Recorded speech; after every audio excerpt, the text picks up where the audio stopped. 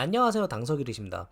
지난 3월 17일 삼성전자는 갤럭시 어썸 언팩을 통해 갤럭시 A 시리즈 라인업인 A52와 A72를 공개했습니다.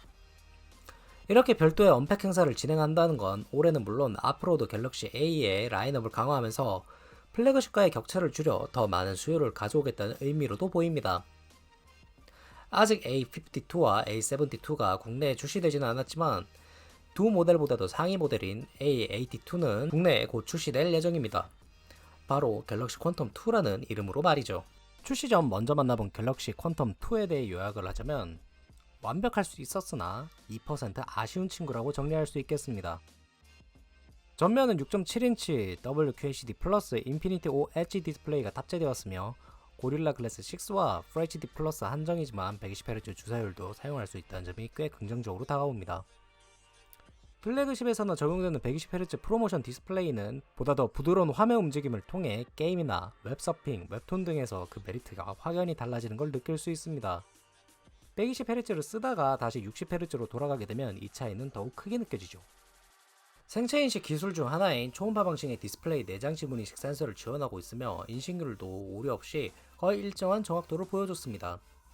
지난해부터 이어진 마스크 착용에는 이만큼 편리한 게 없는 것 같아요. 후면에는 지난해부터 플래그십 모델에 적용된 헤이즈 마감이 동일하게 적용되었으며 컬러 역시 그레이와 화이트 외에도 라이트 바이올렛 색상이 3가지 컬러로 선택지가 넓어졌습니다. 무게의 경우에도 꽤 인상적인데요. 185g이었던 전작 퀀텀에 비해 176g으로 훨씬 가벼워졌으며 180g을 겉도는 비슷한 크기의 모델들보다도 가벼운 편에 속합니다. 아쉽게도 이번 모델에선 방수 방진을 지원하지 않기 때문에 물에 가까워지는 여름에는 조금 조심을 해야겠죠.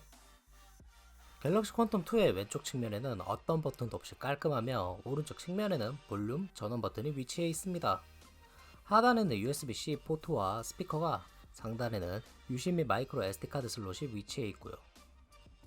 전반적으로 디자인은 굉장히 깔끔한 편이며 엣지 디스플레이 적용으로 외관 자체는 지난해 출시되었던 일반형 갤럭시 노트 20보다도 노트 20 울트라에 더 닮아있다는 생각이 들기도 합니다.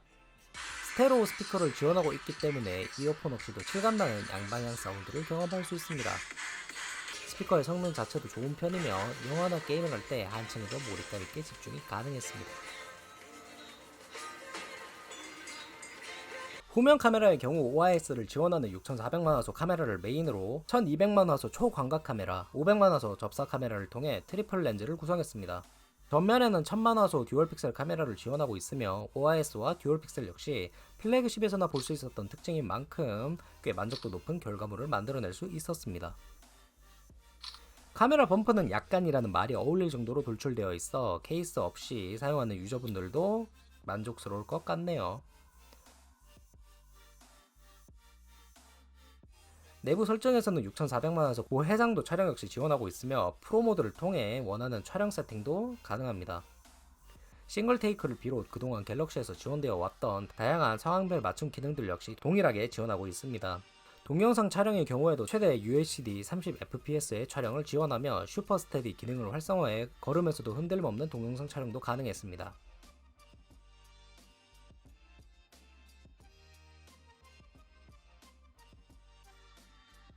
설정에서 4K 60fps 촬영이 빠진 것을 확인할 수 있었는데 기본 앱에서 지원하지 않는 것일 뿐 서드파티 카메라 어플을 사용하면 이용은 가능합니다.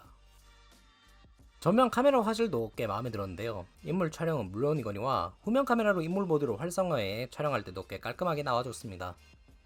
초광각 접사 카메라까지 더해진 트리플 렌즈와 듀얼 픽셀로 빠른 셀피 촬영이 가능하니 일상에서 스냅 사진을 담는 용도로는 아쉬움이 전혀 없었습니다. 갤럭시 S21에서 최초로 지원되었던 개체 지우개 역시 지원하고 있습니다. 전 세대 모델에서도 원 UI 3.1 업데이트를 통해 지원하는 기능이기 때문에 A 시리즈에서도 사용할 수 있도록 지원하는 듯한데요. 갤러리에서 편집, 더보기, 실험실, 개체 지우개를 활성화하면 개체 지우개 기능을 바로 사용할 수 있습니다. 사진 편집 시 복잡한 포토샵 작업 없이도 사진 속에서 제외하고 싶은 인물이나 형체를 제거할 수 있는 기능인 만큼 스냅샷 촬영 후 살짝의 보정 과정과 함께 개체 주기 과정을 진행해주면 더 깔끔한 사진 완성이 가능하겠죠.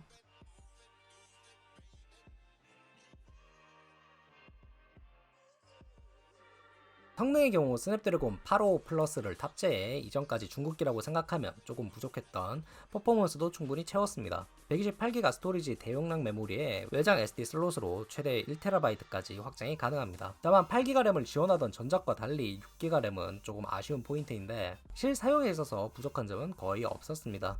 물론 플래그십과 비교하기는 힘들겠지만 대부분의 게임이나 앱 사용에 있어서 불편한 점은 거의 없었으며 쾌적한 사용이 가능해 이 정도 성능이면 한두 개의 게임을 즐기는 저 같은 유저들도 충분하리라 생각이 듭니다.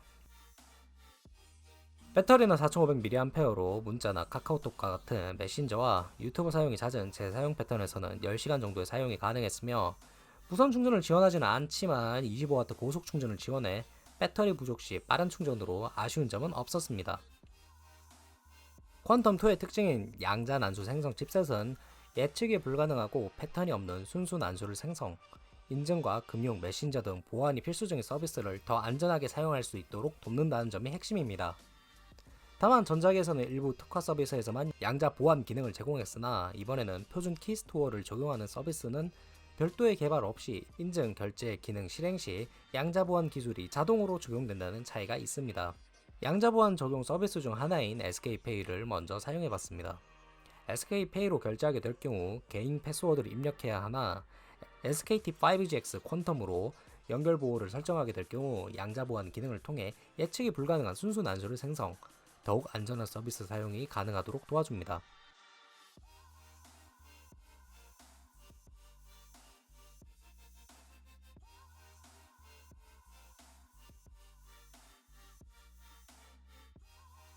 일반적으로 컴퓨터 프로그램을 통해 생성되는 대다수의 암호키는 예측이 가능한 패턴을 가지고 있으나 QRNG를 이용하여 슈퍼컴퓨터로도 풀기 어려운 암호로 폰 안의 정보를 보호해줍니다.